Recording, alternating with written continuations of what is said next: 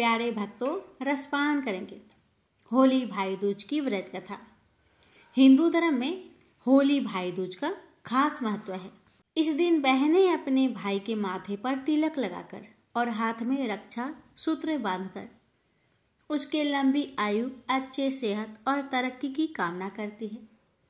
यह पर्व साल में 2 बार मनाया जाता है, पहला होली के बाद और दूसरा दीपावली के बाद। होली भाई दूज चैत्र मास के कृष्णा पक्ष की तृतीया तिथि को मनाया जाता है। इस पर्व को भाई टीका, भाव बीज, भाई बीज, भाई फोटा और भातृ तृतीया के नाम से भी जाना जाता है। तो आइए भक्तों जानते हैं कि साल 2025 में होली भाई दूज कब मनाई जाएगी। हिंदू पंचांग के अनुसार होली भाई दूज यानी चैत्र मास की कृष्णा पक्ष की द्वितीया तिथि की शुरुआत 15 मार्च को दोपहर 2:33 पर होगी। वहीं तिथि का समापन अगले दिन 16 मार्च को शाम 4:58 पर होगा। उदया तिथि के अनुसार इस बार होली भाई दूज 16 मार्च को मनाई जाएगी। होली के बाद पड़ने वाली भाई दूज बहन और भाई के अटूट प्यार को दर्शाता है। एक पौराणिक कथा के अनुसार यमराज ने अपनी बहन के घर जाकर टीका लगवाया था और भोजन किया था। इसके बाद यमराज ने अपनी बहन को आशीर्वाद देते हुए कहा था, जो भाई अपनी विवाहित बहन के घर जाकर भोजन करने के साथ तिलक लगाएंगे तो अकाल मृत्यु का भय समाप्त हो जाएगा। एक बुढ़िया माई थी, उसके 7 बेटे और एक बेटी थी। बेटी की शादी हो चुकी थी। जब भी उसके बेटे की शादी होती, फेरों के समय एक नाग आता और उसके बेटे को डस लेता था और बेटे की वहीं मृत्यु हो जाती थी और बहू विधवा। इस तरह उसके 6 बेटे मर गए। 7वें बेटे की शादी होनी बाकी थी। इस तरह अपने बेटे के मर जाने के दुख से बूढ़ी माई रो रो के अंधी हो गई थी। भाई दूज आने को हुई तो भाई ने कहा कि मैं बहन से तिलक कराने जाऊंगा। माँ ने कहा ठीक है। उधर जब बहन को पता चला कि उसका भाई आ रहा है तो वह खुशी से पागल होकर पड़ोसन के यहाँ गई और पूछने लगी कि जब बहुत प्यारा भाई घर आए तो क्या बनाना चाहिए। पड़ोसन उसकी खुशी को देखकर जल भून गई और कह दिया कि दूध से रसोई लीप, घी में चावल पका। बहन ने ऐसा ही किया। उधर भाई जब बहन के घर जा रहा था तो उसे रास्ते में सांप मिला। सांप उसे डसने को हुआ। भाई बोला, तुम मुझे क्यों डस रहे हो? सांप बोला, मैं तुम्हारा काल हूं और तुझे डसना है। भाई बोला, मेरी बहन मेरा इंतजार कर रही है। मैं जब तिलक करा के वापस लौटूंगा तब मुझे डस लेना। सांप ने कहा, भला आज तक कोई अपने मौत के लिए लौट के आया है जो तुम आओगे? भाई ने कहा, अगर तुझे यकीन नहीं तो तू मेरे झोले में बैठ जा। जब मैं अपनी बहन के तिलक करा लूं तब तू मुझे डस लेना। सांप ने ऐसा ही किया। भाई बहन के घर पहुंच गया। दोनों बड़े खुश हुए। भाई बोला, बहन जल्दी से खाना दे, बड़ी भूख लगी है। बहन क्या करे, ना तो दूध की रसोई सूखे न ही घी में चावल पके। भाई ने पूछा, बहन इतनी देर क्यों लग रही है, तू क्या पका रही है? तब बहन ने बताया कि ऐसे ऐसे किया है। भाई बोला, पगली, कहीं घी में भी चावल पके हैं या दूध से कोई रसोई लिपे हैं? गोबर से रसोई लीप, दूध में चावल पका। बहन ने ऐसा ही किया। खाना खा के भाई को बहुत जोर से नींद आने लगी। इतने में बहन के बच्चे आ गए। बोले, मामा मामा हमारे लिए क्या लाए हो? भाई बोला, मैं तो कुछ नहीं लाया। बच्चे ने वह झोला ले लिया जिसमें सांप था। जैसे ही उसे खोला उसमें से हीरे का हार निकला। बहन ने कहा, भैया तूने बताया नहीं कि तू मेरे लिए इतना सुंदर हार लाए हो।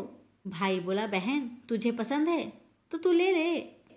बहन बोली, मुझे हार का क्या करना? अगले दिन भाई बोला, अब मुझे जाना है, मेरे लिए खाना रख दे। बहन ने उसके लिए लड्डू बना के एक डिब्बे में रख दिए। भाई कुछ दूर जाकर थककर एक पेड़ के नीचे सो गया। उधर बहन के जब बच्चों को जब भूख लगी तो माँ से कहा कि खाना दे दो। तो माँ ने कहा खाना अभी बनने में देर है। तो बच्चे बोले कि मामा को जो रखा है वही दे दो। तो वह बोली कि लड्डू बनाने के लिए बाजरा पीसा था, वही बचा पड़ा है, चक्की में जाकर खा लो। बच्चों ने देखा कि चक्की में तो सांप की हड्डियां पड़ी है। यही बात माँ को आकर बताई तो वह बाबरी सी होकर भाई के पीछे पीछे भागी। रास्ते भर लोगों से पूछती कि किसी ने मेरा गैल बटोई देखा, किसी ने मेरा बाबरा सा भाई देखा। तब एक ने बताया कि कोई लेटा तो है पेड़ के नीचे, देख ले, वही तो नहीं। भागी भागी पेड़ के नीचे पहुंची, अपने भाई को नींद से उठाया। भैया भैया, कहीं तूने मेरे लड्डू तो नहीं खाए? भाई बोला, ये ले तेरे लड्डू, नहीं खाए मैंने, ले दे के लड्डू ही तो दिए थे।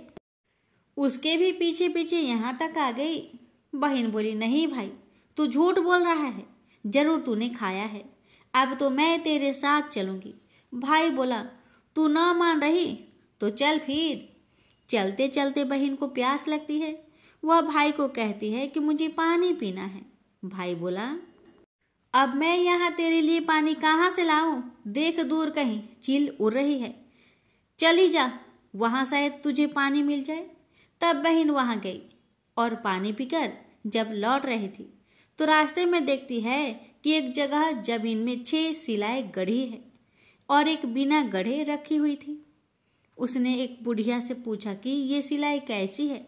उस बुढ़िया ने बताया कि एक बुढ़िया है, उसके 7 बेटे थे। 6 बेटे तो शादी के मंडप में ही मर चुके हैं, तो उनके नाम की ये सिलाई जमीन में गढ़ी है। अभी 7वें बेटे की शादी होनी बाकी है। जब उसकी शादी होगी तो वो भी मंडप में ही मर जाएगा, तब यह 7वीं सिलाई भी जमीन में गड़ जाएगी। यह सुनकर बहन समझ गई ये सिलाई किसी और की नहीं बल्कि उसके 7 भाइयों के नाम की है। उसने उस बुढ़िया से अपने 7वें भाई को बचाने का उपाय पूछा। बुढ़िया ने उसे बतला दिया कि वह अपने 7वें भाई को कैसे बचा सकती है। सब जानकर वह वहां से अपने बाल खुले करके पागलों की तरह अपने भाई को गालियां देती हुई चली। बहन भाई के पास आकर बोलने लगी, तू तो जलेगा, कूटेगा, मरेगा। भाई उसके ऐसे व्यवहार को देखकर चौंक गया, पर उसे कुछ समझ में नहीं आया। इसी तरह दोनों बहन माँ के घर पहुंच गए। थोड़े समय के बाद भाई के लिए सगाई आने लगी। उसकी शादी तय हो गई। जब भाई को सेहरा पहनाने लगी तो बहन बोली, इसको क्यों सेहरा बांधेगा? सेहरा तो मैं पहनूंगी, ये तो जलेगा मरेगा। सब लोग ने परेशान होकर सेहरा बहन को दे दिया। बहन ने देखा उसमें कलंगी की जगह सांप का बच्चा था।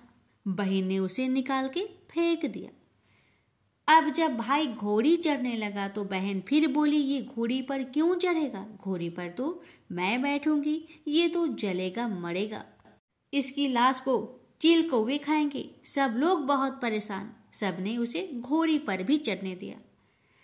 अब जब बारात चलने को हुई तब बहन बोली, ये क्यों दरवाजे से निकलेगा? ये तो पीछे के रास्ते से जाएगा। दरवाजे में से तो मैं निकलूंगी। जब वह दरवाजे के नीचे से जा रही थी तो दरवाजा अचानक गिरने लगा। बहन ने एक ईंट उठाकर अपनी चुनरी में रख दी। दरवाजा वहीं की वहीं रुक गया। सब लोगों को बड़ा अचंभा हुआ। रास्ते में एक जगह बारात रुकी तो भाई को पीपल के पेड़ के नीचे खड़ा कर दिया। बहन कहने लगी, ये क्यों छांव में खड़ा होगा? ये तो धूप में खड़ा होगा, छांव में तो मैं खड़ी होंगी। जैसे ही वह पेड़ के नीचे खड़ी हुई, पेड़ गिरने लगा। बहन ने एक पत्ता तोड़कर अपनी चुनरी में रख लिया। पेड़ वहीं की वहीं रुक गया। अब तो सबको विश्वास हो गया कि ये बावली कोई जादू टोना सीख कर आई है, जो बार बार अपने भाई की रक्षा कर रही है। ऐसे करते करते फेरू का समय आ गया। जब दुल्हन आई तो उसने दुल्हन के कान में कहा, अब तक तो मैंने तेरे पति को बचा लिया, अब तू ही अपने पति को और साथ अपने मरे हुए जेठों को बचा सकती है। फेरों के समय एक नाग आया। वो जैसे ही दूल्हे को डसने को हुआ, दुल्हन ने उसे एक लोटे में भर के ऊपर से प्लेट से बंद कर दिया। थोड़ी देर बाद नागिन लहर लहर करती आई। दुल्हन से बोली, तू मेरा पति छोड़। दुल्हन बोली, पहले तू मेरा पति छोड़। नागिन ने कहा, ठीक है, मैंने तेरा पति छोड़ा। दुल्हन ने कहा, ऐसे नहीं, पहले 3 बार बोल। नागिन ने 3 बार बोली, फिर बोली कि अब मेरे पति को छोड़। दुल्हन बोली, एक मेरे पति से क्या होगा, हंसने बोलने के लिए जेठ भी तो होना चाहिए, एक जेठ को भी छोड़। नागिन ने जेठ के भी प्राण दे दिए। फिर दुल्हन ने कहा, एक जेठ से लड़ाई हो गई तो एक और जेठ, वो विदेश चला गया तो तीसरा जेठ भी छोड़। इस तरह एक एक करके दुल्हन ने अपने 6 जेठों को जीवित करा लिए। उधर रो रो के बुढ़िया का बुरा हाल था कि अब तो मेरा 7वां बेटा भी बाकी बेटों की तरह मर जाएगा। गांव वालों ने उसे बताया कि उसके 7 बेटा और बहुएं आ रही हैं। तो बुढ़िया बोली, अगर यह बात सच है तो मेरी आंखों की रोशनी वापस आ जाए और मेरे सीने से दूध की धार बहने लगे। ऐसा ही हुआ। अपने सारे बहू बेटों को देखकर वह बहुत खुश हुई।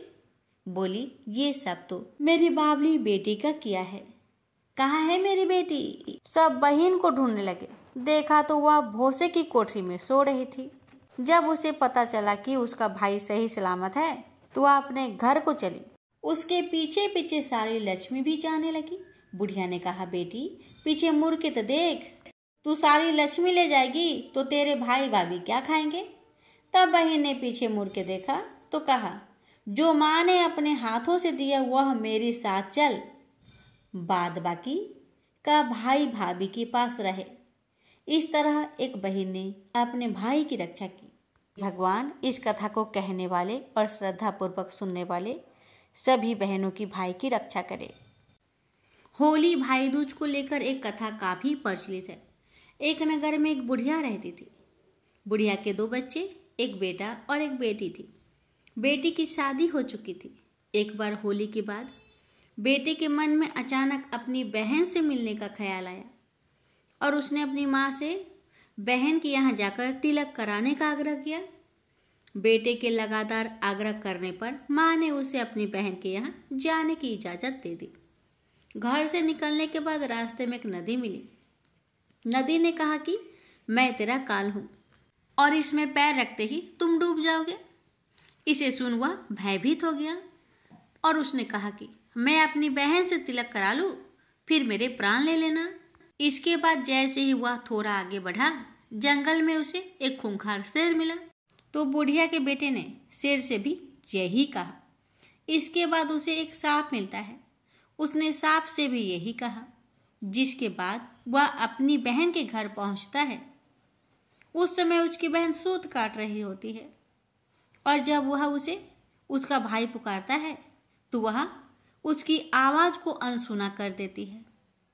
लेकिन जब भाई दोबारा आवाज लगाता है तो उसकी बहन बाहर आ जाती है। इसके बाद उसका भाई तिलक कराकर दुखी मन से चल देता है। इस पर बहन उसके दुख का कारण पूछती है और भाई उसे सब बता देता है। उस बुढ़िया के लड़की ने कहा कि रुको भाई, मैं पानी पी कर आती हूँ। और वह एक तालाब के पास जाती है। वहां उसे एक बुढ़िया मिलती है और वह उस बुढ़िया से अपनी समस्या का समाधान पूछती है। इस पर बुढ़िया कहती है, यह तेरे ही पिछले जन्मों का कर्म है जो तेरे भाई को भुगतना पड़ रहा है। अगर तू अपने भाई को बचाना चाहती है तो उसकी शादी होने तक वह हर विपदा को टाल दे तो तेरा भाई बच सकता है। इसके बाद वह अपने भाई के पास जाती है और कहती है कि मैं तुझे घर छोड़ने के लिए चलूंगी। और वह शेर के लिए मांस, सांप के लिए दूध और नदी के लिए ओढ़नी लाती है। इसके बाद दोनों आगे बढ़ते हैं। रास्ते में उन्हें पहले शेर मिलता है। उसकी बहन शेर के आगे मांस डाल देती है। उसके बाद आगे उन्हें सांप मिलता है। उसके पास बुढ़िया की लड़की दूध दे देती है और अंत में उन्हें नदी मिलती है जिस पर वह ओढ़नी डाल देती है। इस तरह से वह बहन अपने भाई की जान बचा लेती है और तभी से यह भाई दूज का पर्व मनाया जाने लगा। गणेश भगवान जी की कथा बात उस समय की है जब परशुराम ने अपनी प्रतिज्ञा के अनुसार पृथ्वी को क्षत्रियों से रहित कर दिया था। तब वे अपने गुरु भूतनाथ के चरणों में प्रणाम करने और गुरु पत्नी अम्बा तथा उनके नारायण तुल्य दोनों गुरु पुत्र कार्तिकेय और गणनायक को देखने की लालसा से कैलाश पहुँचे। वहाँ उन्होंने अत्यंत अद्भुत कैलाशपुरी का दर्शन किया। अपने गुरु की उस दिव्य पुरी के दर्शन कर उनका नंदन आनंद विभोर हो गए। फिर उन्होंने शिव का 15 योजन ऊंचा और 4 योजन विस्तृत अत्यंत सुंदर आश्रम देखा। परशुराम वहां सबसे मिले और उन्होंने सबसे बात की। इसके बाद वे नंदीकेश्वर से आज्ञा प्राप्त कर प्रसन्नता पूर्वक आश्रम के भीतर प्रविष्ट हुए। कुछ ही आगे जाने पर महातपस्वी परशुराम ने बहुमूल्य रत्नों से निर्मित सैकड़ों मंदिर देखे। उन्होंने वहां का भीतरी द्वार देखा जो नाना प्रकार की चित्रकारी से चित्रित तथा हीरे मोतियों की गुथी हुई मालाओं से अत्यंत शोभ्यमान था। परशुराम ने द्वार के बाएं भाग में अपने गुरु पुत्र कार्तिकेय को देखा और दाहिने ओर पार्वती नंदन गणेश तथा शिव पार्वती का अवलोकन किया। वे वहां रत्न भरण भूषित बहुमूल्य रत्नों से बने सिंहासनों पर आसीन थे। परशुराम सबसे मिलते और प्रेम पूर्वक बात करते हुए प्रसन्नचित चित्त से आगे बढ़े ही थे कि गणेश ने उन्हें देखकर कहा, शूलपाणी इस समय शयन कर रहे हैं। मैं उन परम प्रभु की आज्ञा प्राप्त कर तत्काल तुम्हें साथ ले चलूंगा। बस इतनी देर रुक जाओ। परशुराम ने गणेश के सम्मुख खड़े खड़े उत्तर दिया, बंधुवर, मैं अपने गुरु शिव व माता पार्वती के दर्शन करना चाहता हूँ। मैं उनके चरणों में प्रणाम कर अभी लौट जाऊंगा। गणेश ने उन्हें अनेक प्रकार से समझाते हुए कहा, इस समय भूतेश्वर शिव एवं माता पार्वती अंतःपुर में है, अतएव अभी आपको वहां नहीं जाना चाहिए। परम गुरुदेव शिव एवं माता पार्वती के चरण कमलों के दर्शन करने का मेरा सहज अधिकार है। परशुराम अपने आग्रह पर दृढ़ थे, किंतु गणेश उन्हें अत्यंत विनय पूर्वक समझाते रहे। मैं तो परम पिता शिव एवं माता पार्वती के दर्शनार्थ जाऊंगा ही। यह कहकर परशुराम आगे बढ़ना ही चाहते थे कि गणेश ने उन्हें रोक दिया। 21 बार पृथ्वी को क्षत्रियों से रहित करने वाले भृगु नंदन कुपित हो गए और उनका गणेश से विवाद ही नहीं हुआ, हाथापाई भी होने लगी। कुमार कार्तिकेय ने उन्हें समझाने का प्रयास किया, किंतु क्रोध परशुराम ने उन्हें धक्का दे दिया, जिससे वह गिर गए। शिव पुत्र गणेश ने उठकर परशुराम की उद्दंडता के लिए उनकी भर्त्सना की, तो क्रोध परशुराम ने अपना तीक्ष्ण परशु उठा लिया। तब गणेश ने अपनी सूंड बढ़ाकर उन्हें उसमें लपेट लिया और घुमाने लगे। गणेश की सूंड में लिपटे परशुराम सर्वथा असहाय और निरुपाय थे। गणेश के योग बल से परशुराम स्तंभित रह गए। गणेश ने परशुराम को सप्तद्वीप, सप्त पर्वत, सप्त सागर, भूलोक, स्वर्गलोक, जनलोक, ध्रुवलोक, गौरीलोक और शंभुलोक में घुमाते हुए समुद्र में फेंक दिया। परशुराम समुद्र में तैरने लगे तो निरामयी गणनाथ ने उन्हें पुनः अपनी सूंड में उठा लिया और घुमाते हुए बैकुंठ धाम दिखाकर गोलोक धाम का दर्शन करा दिया। वहां परशुराम ने मंद मंद मुस्कुराते हुए बंसी विभूषित नव निरत श्री कृष्ण के साथ रासवेणी राधा का दर्शन किया, तो वे बार बार उनके मंगलमयी चरण कमलों में प्रणाम करने लगे। कुछ देर बाद परशुराम सचेत होकर पृथ्वी पर गिर पड़े। इस समय उनका प्रतिवादी मुख स्तंभ गणेश जी द्वारा किया हुआ स्तंभन भी दूर हो गया। तब उन्होंने अपने अभीष्ट देवता श्री कृष्ण के जगत गुरु शिव द्वारा प्रदत्त परम दुर्लभ स्रोत एवं कवच का स्मरण किया और संपूर्ण शक्ति से सूर्य की प्रभा के तुल्य तीक्ष्णतम अपने परशु से गौरी नंदन पर प्रहार कर दिया। गणेश ने अपने परम पूज्य पिता के अमोघ अस्त्र का सम्मान करने के लिए उसे अपने बाएं दांत से पकड़ लिया। शिव शक्ति के प्रभाव से वह तेजस्वी परशु गणेश के बाएं दांत को समूल काट कर पुनः रेणु का पुत्र परशुराम के हाथ में लौट आया। गणेश का दांत टूटते ही भयानक गर्जना हुई और रक्त का फवारा फूट पड़ा। मुंह से निकलकर रक्त से सना दांत भूतल पर गिर पड़ा। उस समय धरित्री कांप उठी। यह दृश्य कार्तिकेय, क्षेत्रपाल आदि पार्षद तथा शून्य में देवगण अत्यंत भयभीत होकर हाय हाय करने लगे। कैलाशवासी डर से मूर्छित हो गए। निंद्रापति सुधत्मा शिव की निंद्रा भंग हुई। बेटा यह क्या हुआ? दौड़ी हुई पार्वती आई तो उन्होंने अपने पुत्र गणेश के टूटे दांत तथा रक्त से सने हुए मुंह को देखा और देखा कि उनके हृदय खंड गणेश क्रोध शून्य परम शांत लज्जा से सिर झुकाए खड़े हैं। अत्यंत व्याकुल होकर उन्होंने अस्कंद से पूछा, क्या बात है? यह कैसे हुआ? स्कंद द्वारा संपूर्ण वृत्तांत सुनकर पार्वती अत्यंत क्रोध हुई और अपने प्रिय पुत्र गणेश जी को सीने से लगाकर रोती हुई शिव से बोली, मेरे पुत्र गणेश और आपके शिष्य परशुराम में किसका दोष है? आप ही निर्णय करें। फिर माता पार्वती ने अपने सम्मुख परशुराम को शिव के प्रमोदक द्वारा चरण कमलों की निर्भयता पूर्वक सेवा करते हुए देखकर कहा, हे महाभाग राम, तुम योगियों के गुरु देवाधिदेव महादेव के शिष्य हो। तुम शुद्ध मन वाले हो। तुम्हारी अशुद्धता का कारण मेरी समझ में नहीं आ रहा। तुमने करुणामय गुरु से अमोघ परशु प्राप्त कर पहले तो उसकी क्षत्रिय जाति पर परीक्षा की और अब गुरु पुत्र पर परीक्षा की है। श्रुति गुरु दक्षिणा देने का निर्देश करती है और तुमने अत्यंत निर्दयता पूर्वक गुरु पुत्र का समूल एक दांत ही नष्ट कर दिया। अब इसका सिर भी काट डालो।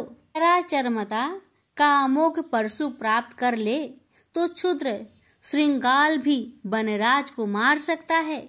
इतना कहकर क्रोध से भगवती पार्वती परशुराम को मारने के लिए प्रस्तुत हो गई।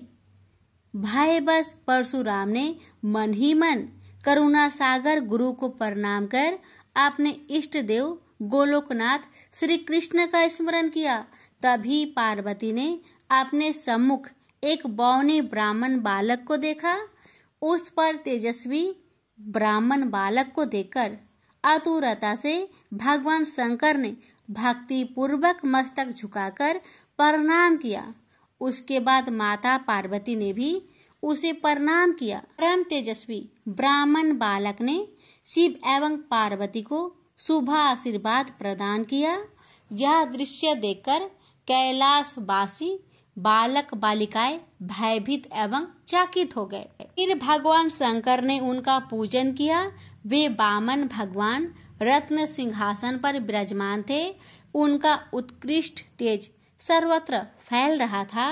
भगवान शंकर ने मधुर शब्दों में कहा, आज मेरा परम सौभाग्य है जो आपने कृपा पूर्वक मेरे यहाँ पधार कर मुझे सेवा का अवसर प्रदान किया है। सुतोष शिव की मधुर वाणी से प्रसन्न होकर ब्राह्मण बाल रूपी स्वयं श्री हरि ने गंभीर स्वर में कहा, आप लोग की वर्तमान स्थिति जानकर मैं श्वेत द्वीप से आ रहा हूँ। मेरे भक्तों का कभी अमंगल नहीं होता।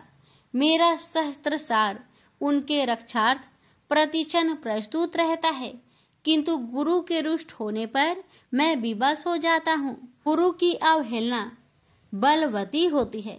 विद्या और मंत्र प्रदान करने वाला गुरु अभिष्ट देव से 100 गुना श्रेष्ठ है। गुरु से बढ़कर कोई देवता नहीं है, पार्वती से बढ़कर कोई पतिव्रता नहीं है तथा गणेश से उत्तम कोई जितेंद्रिय नहीं है। भृगु नंदन ने गुरु पत्नी एवं गुरु पुत्र की अवहेलना कर दी है। उसी का मार्जन करने के लिए मैं यहाँ उपस्थित हुआ हूँ। श्री हरि ने भगवान शंकर के बाद भगवती पार्वती से कहा, तुम जग जननी हो, तुम्हारे लिए गणेश, कार्तिकेय और परशुराम भी पुत्र तुल्य है। इन परशुराम ने स्नेह के प्रति शिव और तुम्हारे मन में भेद नहीं है। अतः एवं जो उचित समझो करो। देव बड़ा प्रबल होता है। बालकों का यह विवाद तो देव दोष से ही घटित हुआ है। तुम्हारे इस प्रिय पुत्र का एक दंत नाम वेदों में प्रसिद्ध है। फिर श्री हरि ने परशुराम से कहा, राम, तुमने क्रोधवश शिवा पुत्र गणेश का दांत तोड़कर अनुचित किया है। इस कारण तुम निश्चय ही अपराधी हो। ये सर्वशक्ति स्वरूपा पार्वती प्रकृति से परे और निर्गुण है। श्री कृष्ण भी इन्हीं की शक्ति से शक्तिशाली हुए हैं। ये समस्त देवताओं की जननी है। तुम इनकी स्तुति कर इन्हें संतुष्ट करो। इतना कहकर श्री हरि बैकुंठ के लिए प्रस्थान कर गए।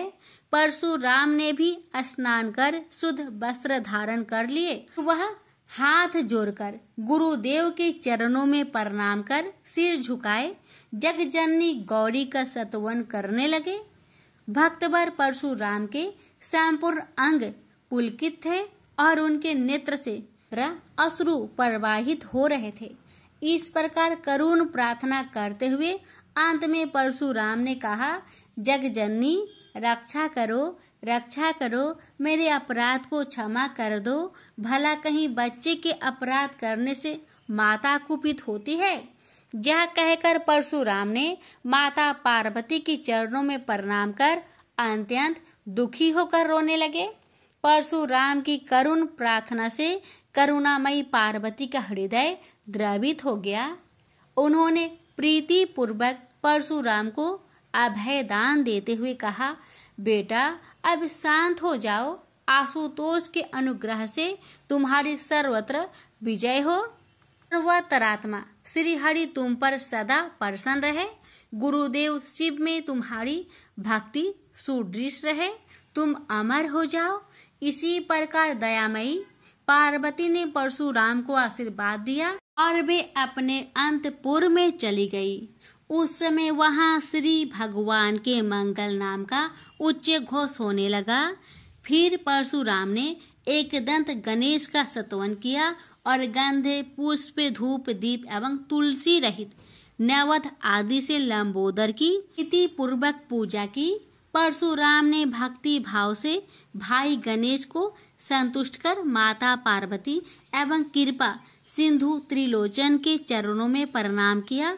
फिर उन्होंने गुरु की आज्ञा प्राप्त कर प्रसन्नता पूर्वक वहां से प्रस्थान किए। प्रेम से बोलिए गौरी पुत्र गणेश भगवान की जय। हर हर महादेव। माता पार्वती की जय। लापसी तपसी की कथा। एक लापसी था, एक तपसी था। तपसी हमेशा भगवान की तपस्या में लीन रहता था। लापसी रोजाना 1.25 सेर की लापसी बनाकर भगवान का भोग लगाकर जीम लेता था। एक दिन दोनों लड़ने लगे। लापसी बोला, मैं रोज भगवान की तपस्या करता हूँ, इसलिए मैं बड़ा हूँ। लापसी बोला कि मैं रोज भगवान को 1.25 सेर लापसी का भोग लगाता हूँ, इसलिए मैं बड़ा हूँ। नारद जी वहां से गुजर रहे थे। दोनों को लड़ता देखकर उनसे पूछा कि क्यों तुम लड़ रहे हो। लापसी ने खुद को बड़ा होने का कारण बताया और तपसी ने अपना कारण बताया। नारद जी बोले, तुम्हारा फैसला मैं कर दूंगा। दूसरे दिन लापसी और तपसी नहाकर अपनी रोज की भक्ति करने आए तो नारद जी ने छुपकर 1.25 करोड़ की एक एक अंगूठी उन दोनों के आगे रख दी। तपसी की नजर जब अंगूठी पर पड़ी तो उसने चुपचाप अंगूठी उठाकर अपने नीचे दबा ली। लापसी की नजर अंगूठी पर पड़ी लेकिन उसने ध्यान नहीं दिया। भगवान को भोग लगाकर लापसी खाने लगा। नारद जी सामने आए तो दोनों ने पूछा कि कौन बड़ा, तो नारद जी ने तपसी को खड़ा होने को कहा। वो खड़ा हुआ तो उसके नीचे दबी अंगूठी दिखाई पड़ी। नारद जी ने तपसी से कहा, तपस्या करने के बाद भी तुम्हारी चोरी करने की आदत नहीं गई, इसलिए लापसी बड़ा है और तुम्हें तुम्हारी तपस्या का कोई भी फल नहीं मिलेगा। तपसी शर्मिंदा होकर माफी मांगने लगा। उसने नारद जी से पूछा, मुझे मेरी तपस्या का फल कैसे मिलेगा? नारद जी ने कहा, यदि कोई गाय और कुत्ते की रोटी नहीं बनाएगा तो फल तुझे मिलेगा।